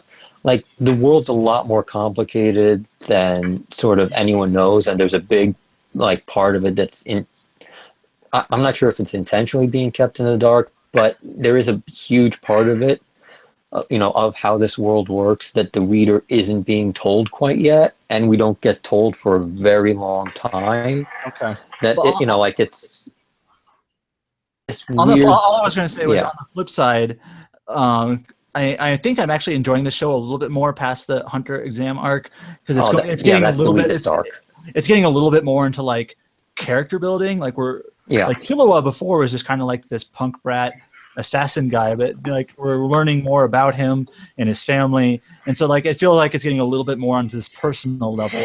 Why are these characters our protagonists in the first place type of thing. And what you said earlier about Canary is like, is she important or not? Well, maybe she's not important to the long term from what you guys are saying. But what is interesting about Canary is that what we revealed in this episode is that she was really unknown to Killua, his first friend. Right. Yeah. She had to hide that from him. But that was the point of the episode, was to show that Killua did have a friend and he didn't even know it. Yeah. I agree. It's just, I mean, in terms of what Seda said, like the show getting better, like, the Hunter exam arc is generally considered to be the worst arc of, what is really a fantastic show. And it's not really until the next arc that we sort of get a better picture of what sort of shape the show does take on later on. I do just want to say something about the world building thing. I feel like the problem right now is that the show is, giving us a lot of stuff that's really weird about the world, and then just right now, the world is just not important. Right. Right. Mm. So it's like why are there assassins just living on a volcano and everyone goes to see them? And it's like, shouldn't you explain that? And it's like, later, we've got other stuff. It's not important right now. Like, that's sort of the thing, is that not the sort of series that like it's not going to go out of the way to explain why something is weird until it actually comes up and it needs to be explained why it's weird. Information about the world in this show seems to be doled out on we're not going to tell you until it's actually relevant. Yeah, like it's doled out on a need to know basis. Like if they front loaded everything, your mind would just break from like all the weird shit that goes on. Because I mean, if you're saying it's weird, like you ain't seen nothing yet. Like it literally, like the series literally ends on like a bombshell. Gotcha. Well, I guess we should move on to Naruto Shippuden. Naruto Shippuden, episode 131, Honored Sage Mode. Hey, this fight's actually pretty exciting. This is a good episode. Holy crap! Every once in a while, they'll have these episodes that they put some at least has some animated budget to it. Yeah. Yeah, the animation was stellar. No, I mean, how these long runners usually work is they'll pick out episodes later on. They'll be like, okay, we'll spend all our money here. And, everything else will be cheap as shit. And then if you're One Piece, you don't even do that. Well, I mean, they do it every once in a while. Yeah. They do it more than this show has. Yeah. Okay, so I've got something to say about this episode. And I'm probably maybe repeating myself a little bit here, but here's the thing. So Jiraiya's fighting Pain, Right. and Pain is doing all kinds of crazy thing with dogs, and dogs are splitting, and they're changing, and this stuff is happening, and Jiraiya is like, well, this is weird. What's going on here? Yeah. Me as the viewer, I'm like, what the hell is going on? Anything. Like, I don't understand what is and isn't possible in this world. So why would I understand that these dogs splitting up should be something unusual when he's got a freaking 20-foot tall frog that just keeps saying, I'm ungraceful? Like, I don't get it. The thing he's getting at is that it's weird that Pain is using just Only animal summons. Yeah. Because And he can do literally anything. nothing else. Well, in the previous, Because I mean, the previous trick with sorry, go ahead. yeah, because the thing with Pain is like his eyeballs let him do literally everything. Like it doesn't matter what it is, he can do it. Well, getting So to see Kohler's point on the previous podcast, and I think he even mentioned this in the thread, like talking about like this backstory to Naruto, like he sealed the yin chakra but not the yang chakra, and what does this mean? Yeah, like I put this seal in this key, but I didn't actually touch the seal, and it doesn't make any sense. No, I mean, a lot of it you can sort of chalk up to the writer not having thought any of this through in advance. And we also talked about does it make sense that one of the characters' main power is to like turn into paper? Like, is that that's a One Piece power? Yeah. No, I mean, we were talking in the last episode, like most powers seem to be like a nature or an element of some sort, or paper. or martial arts, but it's like I can literally turn into paper. Like that's just straight up a Logia fruit. I mean, like, is there another power where you can turn into, I don't know, pencil? Well, I mean, you can turn into wood because wood is a natural thing, and paper is kind of like wood in a sense, like but it's wood. really tough. But like, can you? I guess paper is like a special wood and water type. Well, is it reading into this way too much? Well, yes, we are. Yeah, like that's the problem. Metal is just processed earth, you know. Well, some people. I mean, characters. I think there is like a metal chakra nature. That might be a combination. I think there is like a magma guy. I was totally agree with what he's saying with some of these rules and like what is. Yeah, they aren't spelled out enough. Yeah, I didn't get. I see what you guys are saying about the fact that he's only using the animal thing. I get that, but what I'm saying is that like what he can do, I don't. It's never defined what these people can do. The fact that Jiraiya can summon two little tiny people on his shoulders and change his nose crazy, and then suddenly that's like makes him a badass. Like it's never been set up. I have no idea what's going on. I don't know if that's cool or good. I guess it is, but like it sure is pretty. That's set up. Yeah, no, I mean that's actually a setup for later in the in this particular arc. Well, yes, I get that, but my point is that like this world is so ambiguous about what people can do. That Yeah. I don't. I mean, I'm not most of it gets. impressed by when they do things. It's like if he can throw out all this stuff, I'm like, well, can anyone do that? I don't know who can and can't do that. Yeah. I mean, I think the problem is that the basic rules of the powers are too complex. I mean, there's Yes. also other things too. They're like not most explained of well the- enough. Like most of of this story takes place in like it seems like it's a more this is the technology argument where it's like a more Yeah. feudal Japan, like they're ninjas and like what is their level of technology, but now we're in like a city with skyscrapers and piping and like I Yeah. think there was even like phone lines or something. Like what the heck? No, it's just. I mean, part of the problem is none of this stuff was really thought out all that well. So I guess. it's oh, whatever looks cool. I mean, I guess my all I'm saying is that it was a very beautiful episode.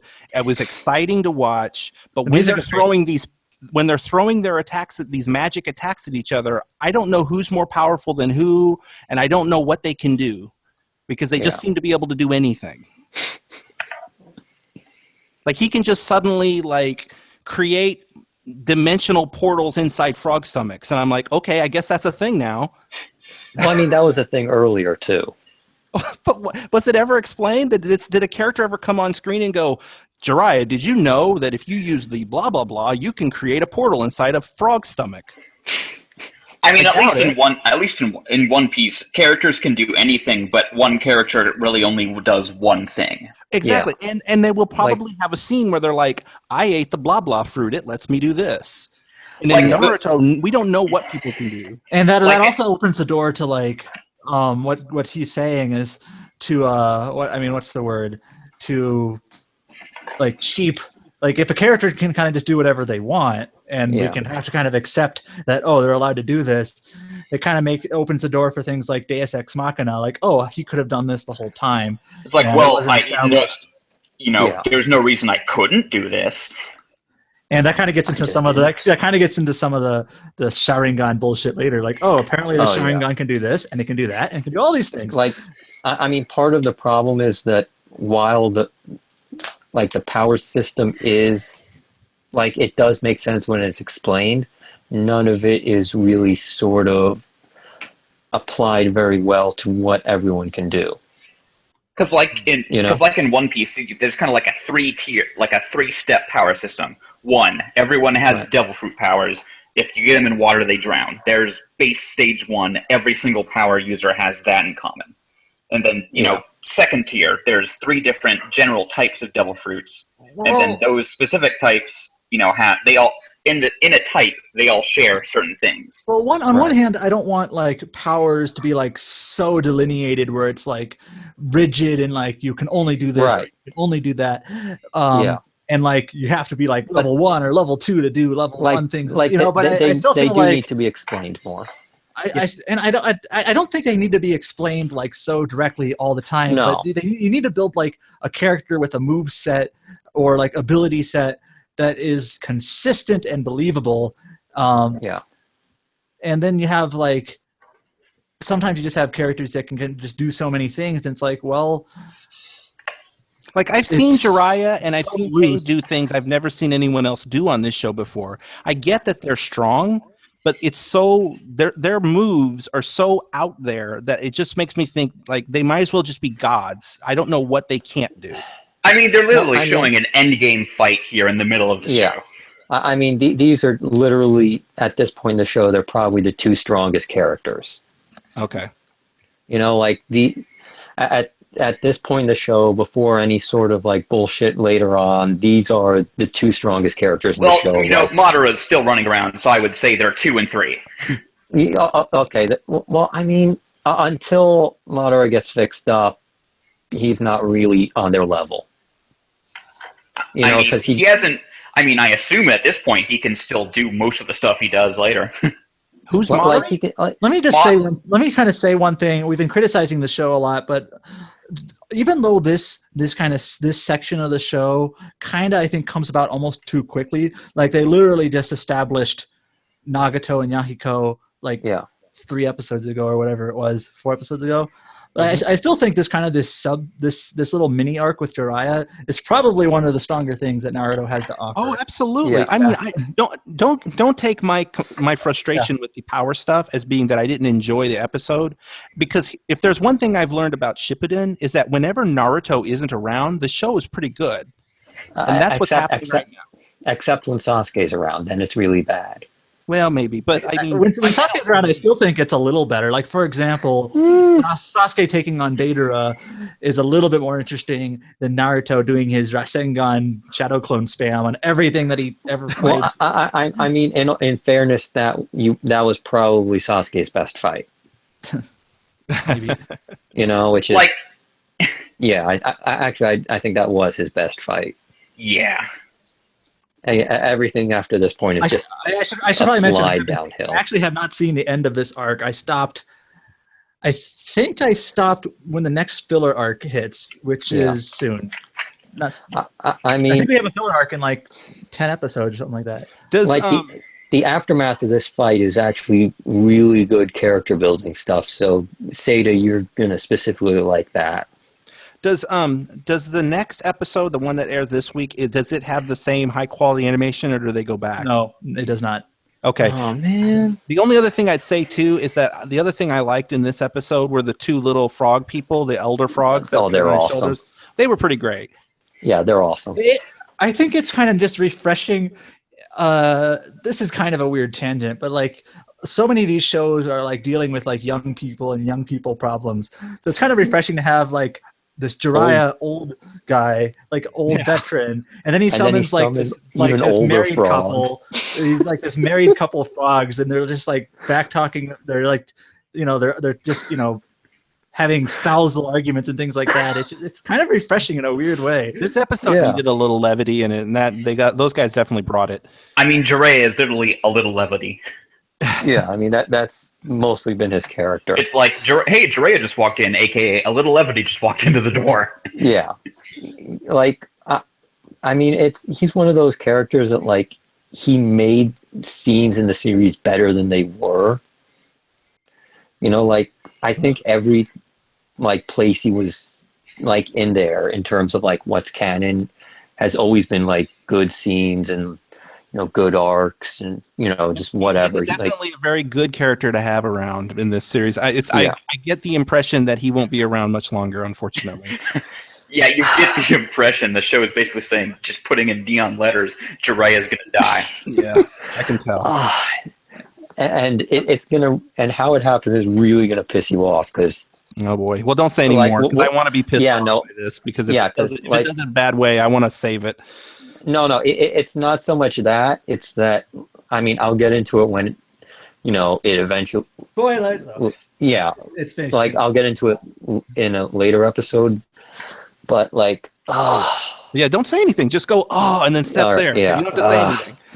I kind of started thinking recently about what the most famous spoilers in all of fiction are, and I came up with the two that stand above all the rest are Darth Vader is Luke's father.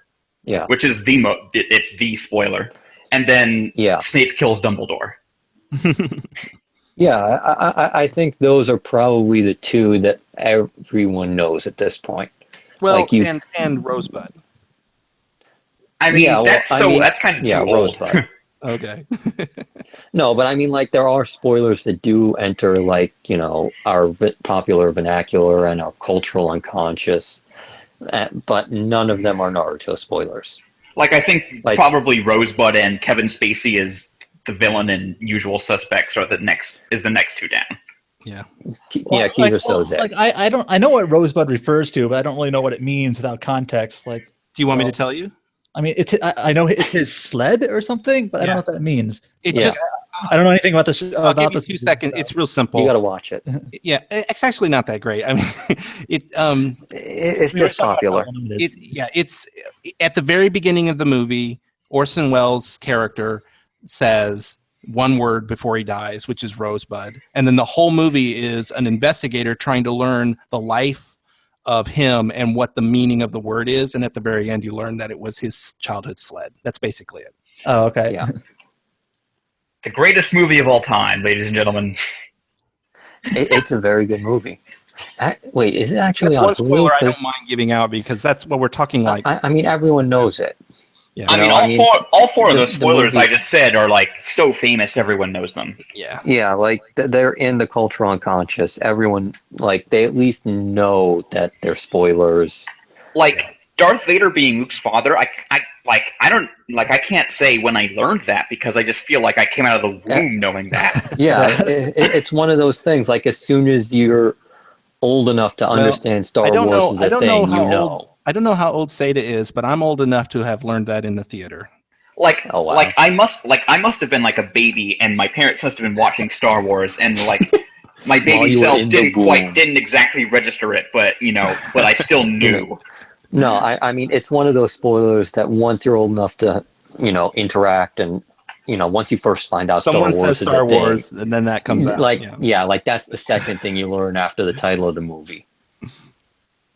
Like, oh, Star Wars is a thing, and Vader is Luke's father. Like, I wouldn't even know how to avoid that spoiler. Yeah, no, it is. I mean, like, there's apparently in Japan, there's one of the One Piece spoilers has entered the sort of vernacular like the cultural unconscious in that sort of way, but we're a long way off from that. I think I heard from you that like those types of things in Japan actually like make like national news, like not just entertainment news, but like or nighttime local news. Yeah, well, I mean, you got to understand, like, in Japan, One Piece is basically Harry Potter. Right. Like levels of famousness. It's like Harry Potter in England. That, from what I know. Yeah, no. Maybe like Harry Potter in England. One Piece might get closer to Star Wars in Japan. Yeah. Like, it's just ridiculously popular. So that spoiler made the nightly news. Kind of a random aside here. I had no idea there was like apparently like a side Harry Potter movie coming out this year. Yeah. Fantastic Beasts is apparently going to be 5 movies. Yeah, like I had never heard of this thing before. I'm like, wait, 5 movies, and it's like apparently like a Harry Potter spin-off? Like it's in America. Yeah. Although it doesn't really have anything to do with Harry Potter. And it's set in the universe. Yeah. Like there's enough like space around Harry apparently Potter it's that loosely based off of a book about like the animals and creatures. Harry Potter. Like it feels like J.K. Rowling is in kind of this her and Masashi Kishimoto are in kind of like this phase where they're working themselves up to do another series, and then in the meantime they're just kind of making so much side stuff. Well, no. Anyways, I was just surprised. I was just surprised that like I saw the news that it was being 5 movies. I'm like, wait, what is this thing that's being 5 movies that I've never heard of? And apparently Rowling, it's related to Harry Potter. Yeah, no, Rowling wrote the script for it, but like she is doing like other stuff that's not another series. It's well, she did the play, and I mean, well, no, she didn't do the play. That's right. That's right. Well, I feel like it's only a matter of time before she says, "Here's a second Harry Potter series." It may not necessarily star Harry Potter. Movie form. Yeah, really? Well, I mean, like, here's Harry Potter. I think she'll. Harry Potter. But like, I think she'll go back to like Hogwarts at some point. But I mean, it's sort of like you can't create something like that and then not feel tempted to go back eventually. Like she's introducing all these foreign magic schools, and I'm assuming she's going to do something with them. Well, I mean, that's what she created Fantastic those Beasts for is. Pottermore. Yeah, well, I mean, that's the Harry Potter podcast all of a sudden. By the way, like, is she? Maybe she's going to do something where she just lets other writers write in the universe. I mean, I doubt it. No, I don't think she'd do that. I think she likes, like she's not going to want anyone loves to mess her world around. that she created, and she has very much a strong ownership over it. And I mean, it did make her richer than the Queen. Yes. Yeah, no, honestly, the book I would hope she'd write at some point is like Dumbledore versus Grindelwald.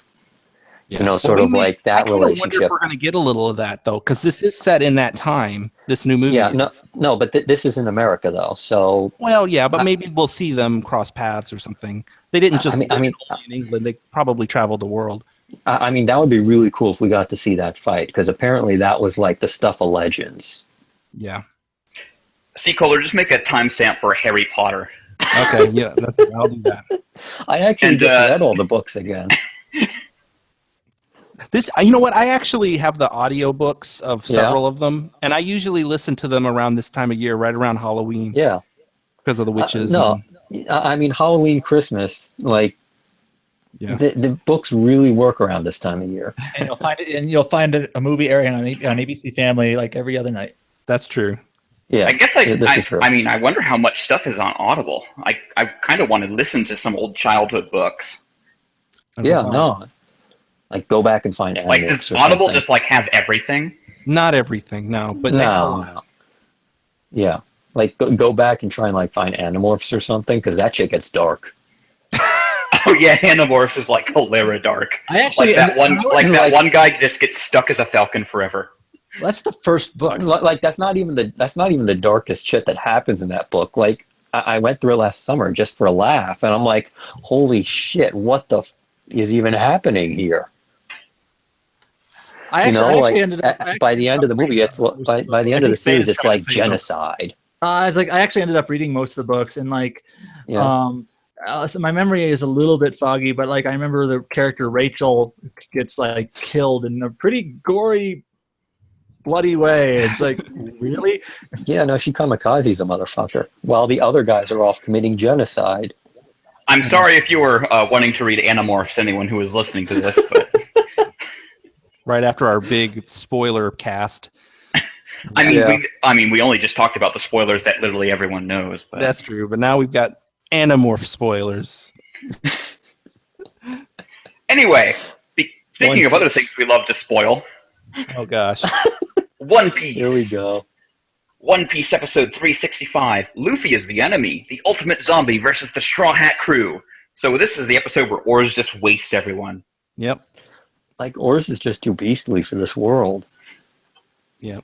Like he just completely wrecks the crew. And Moria is just like, whatever. I'm still running. I don't even remember where he's going. He's just running. He's just going away. Well, I think he's bothered. But one thing I am a little bit like, well, I guess they took Sanji's and Zoro's shadows and like, oh, we don't need those zombies. Let's kill them. We have as long as they don't. Oh, he probably doesn't want. He's probably running because he doesn't want Oars to kill Luffy, because then that'll kill Oars. Yeah. Oh, that's right. Yes, he's leading Luffy away from the fights. What's happening? Yeah. That's right. Yeah. Right. I mean, it's also, buying time until the sun comes up, supposedly. And apparently, Absalom is fine and well. Well, maybe not fine, but he's still alive. Well, no, he's not. I don't think he's biding got time until the sun comes up, because then Luffy would get melted, and then he wouldn't have Oars anymore. Oh yeah, you're right. No, but I mean, yeah, Absalom, he's okay now. I mean, he's not okay, but he's alive. So literally, Sanji's entire fight just was a complete waste of time. He achieved nothing. Yeah, well, I mean, that's about par for the course for Sanji. It was good of him to step up. I liked the joke with Oars realizing that the poster was supposed to be Sanji because he looks exactly the same, even though he doesn't. Like, Sanji literally plays himself. Oars is like, this looks exactly like you. He's like, no, it doesn't! I feel like the setup to that joke was almost too on the nose, but not really. Like, don't worry, he won't recognize you because you don't look like your poster. Hey, you look like your poster. You know, it's a good running gag in this series. It's kind of like it was almost too much on the nose, but not really. It was kind of just enough to be amusing. Like that poster is just the source of endless comedy for Sanji. the literal gift that gives up, keeps on giving. It keeps giving. Yeah. Now, in traditional One Piece fashion, the first part of this episode was a little bit slow. It was just oh my god. Yeah. Like it showed like the reaction faces to like Robin and Zoro and Brooke. Like Brooke had his mouth open like 2 feet wide for 10 minutes. It's all because they wanted to end the episode with all the Straw Hats just knocked out. They wanted to end it at that point, and so they had to fill that moment with that stuff. Yeah, they went backwards. It's like last week with Hunter x Hunter. They wanted to end it with her getting shot in the head, so... Yeah. Yeah, it's just typical toy pacing to make sure that an episode ends at a certain spot, so they have to fill it with just reaction shots and stuff.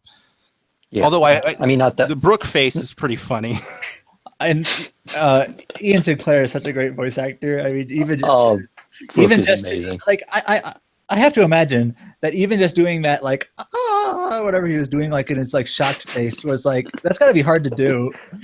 Like I actually realized how tough it must be to do like for like long running shonen to be the voice actors and kind of do those Efforts. They call them like effort sounds. and they're not even doing anything. They're just kind of standing there, filling dead space by just making grunts. And nothing against the Japanese voice for Brooke, but I mean, if Ian Sinclair ever heard me say this, I would love it. It's just that I think he owns the character even more so than the original voice actor. I think he completely embodies Brooke. He made Brooke better character for me. Like one of his lines in an episode like 2 episodes ago that I thought was really great and kind of exactly embodies what you just said. It was like, it does whatever my body does. When he was talking about his shadow, and the way he said it was like perfect. Yeah. And Brooke is such a hard character to voice because the things he says are just so out there and weird all the time. Yeah, well, I mean, to be able to pull that off. He's a skeleton with an afro, you know? Yeah. Like well, the best thing is that we haven't heard the best of Brooke yet. That's to come later. That's to come next year, which is probably going to make him a back-to-back winner of Best Voice Actor. Oh God, got amazing stuff coming. Although I suppose I would be willing to give it to Patrick Seats's Dio this year because he's gonna, Ian Sinclair is a lock for next year. You got to give it to him both years. Is it pronounced Seats? I thought it was Sights. I'd say Sights. Whatever. Yeah. Yeah, no, it's got to go to Ian Sinclair because, I mean, we're going to get like 3 or 4 episodes of JoJo before the year is out, and that's not enough. Don't forget that he said, "Oh yes, I poop." Oh yes. Can I see your panties? We're like, can I see your panties? No way! I mean, so that's about it.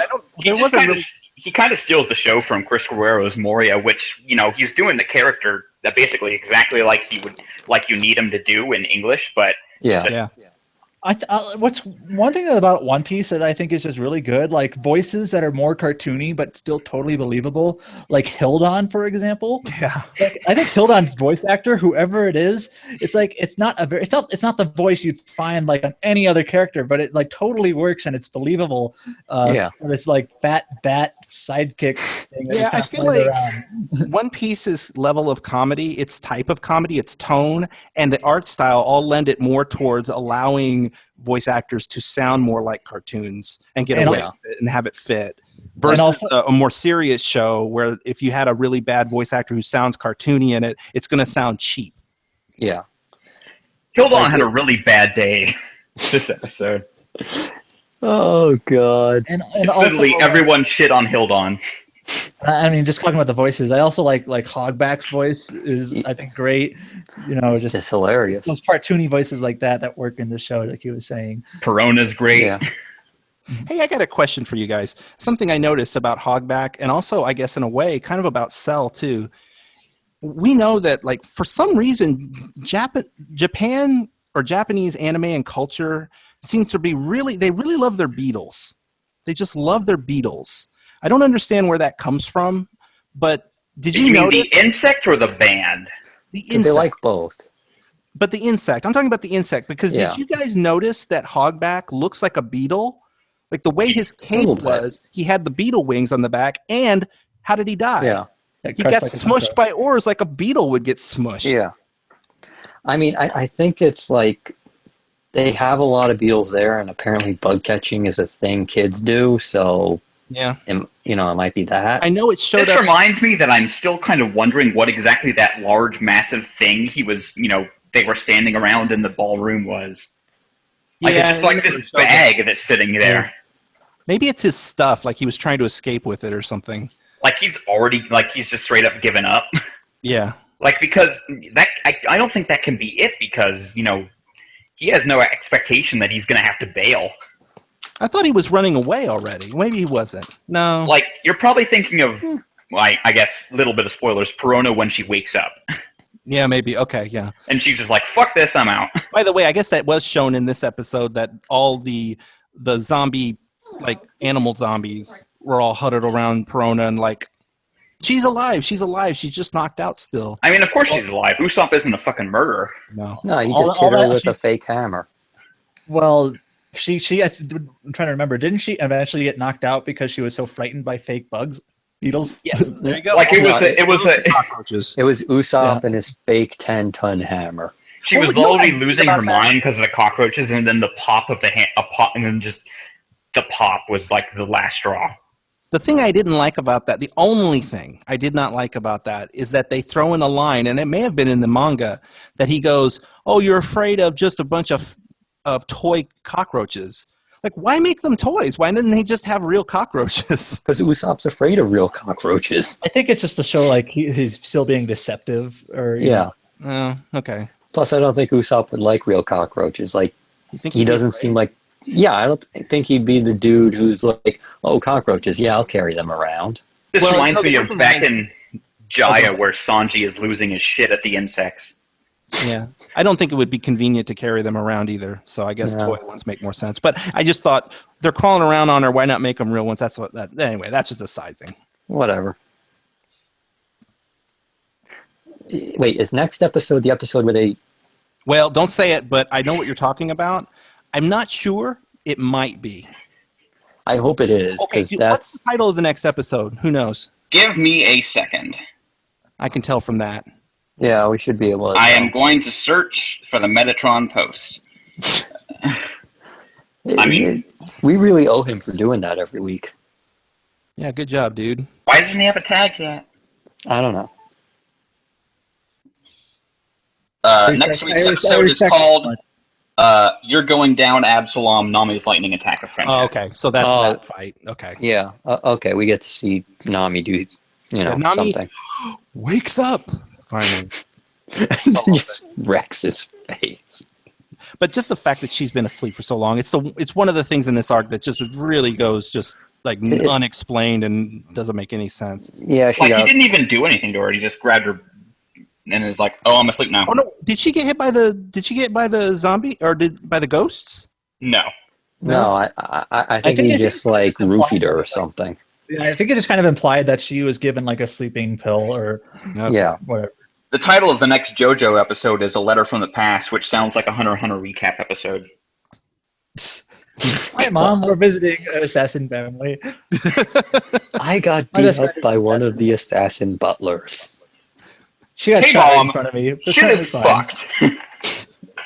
There's a giant dog. He's so cute. Holy shit. Like, I love how he saw that dog and he was just like, fucking nope. He's like, no, I can't talk to that. Like, usually Gond is just the guy who just walks straight into snakes and he sees this dog and he's like, nope. Nope. And again, I mean, not to dwell too much on that world, but like that when those people I don't know who they were, but those thugs who broke into their compound, and they're like, oh, there's the dog. The dog's going to take care of those people, with the intent that dog is going to eat those people. Yeah. And everybody's just aloof about it. They're just like, oh yeah, those people will die. Well, I mean, they're assassins. What do you want? Just, I like how the look of those guys, just and the way that people just fluff it off and blow it off like it's no big deal. Always just never. Like, you Yeah, can describe it in a single image with the skeleton in a trash can. Right. And it's like that's a joke in this With world. with a frowny face. But no, those guys who Canary fucked up, they kind of look like they just walked right out of One Piece. They did, yeah. They look like pirates. Yeah. I think one of them was a hunter, but not a very good one. Like, the main big guy was a hunter, and it's like, how the fuck? Were their standards I just don't really think- poor back then? No, I think he only passed the first test. I don't I think he passed the hunter exam, but never bothered going any further than that. Well, we've looped back around on ourselves, haven't we? Yes. We really have. Have we got anything more to say about this episode of One Piece? There's good stuff coming up. Great stuff. Oh yes. I mean, I Hilarious think stuff. like the fact that it ends on everyone being wasted by oars, you immediately know what scene's coming up. Oh yes. God. Oh, ultimate teamwork. Like, I think like H-Town was like, are there combo attacks in this fight? And there's like, dude, there's yes. like 4 combo attacks on Oh oars. yes. And one is glorious. Anyway, All right. well, we've played this out enough, so that'll be the end of the podcast for this week. Thank you, Seda. All right. Have we really been talking for 2 hours? Yes. Yikes. Amen. JoJo and then One Piece. How long And then was Harry our, Potter. How long was our like award podcast last year? Like 4 or 5 hours? 4.5-ish hours.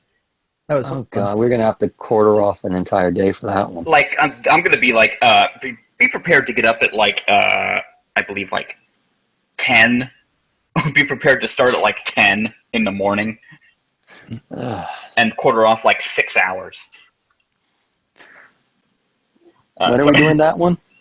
We're doing that. I mean, the January, right? The earliest I'm gonna basically allow Gundam and DBZ Kai, not Boo Arc, and JoJo Part 1 to end. So we're gonna cover a little bit of stuff from 2017, but All right. so like as soon as all three of those are done. And it'll only be those specific 3 shows that are trying to end. All right. So, anyway, thank you, Good C. podcast, Kohler. guys. Thank you, C. Kohler. My pleasure. Who was that? Was that Seda?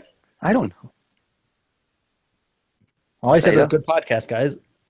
Oh, yeah, that was you. Okay. And thank you, B-Dubs. Thank you. We'll see you next week for episode 29. See you later. Bye. Anyone want to say bye? Bye. Where we will hopefully find out what the hell all the stuff in Iron Blooded Orphans is about. Probably not. No, I don't think so. Probably never. Anyway, bye.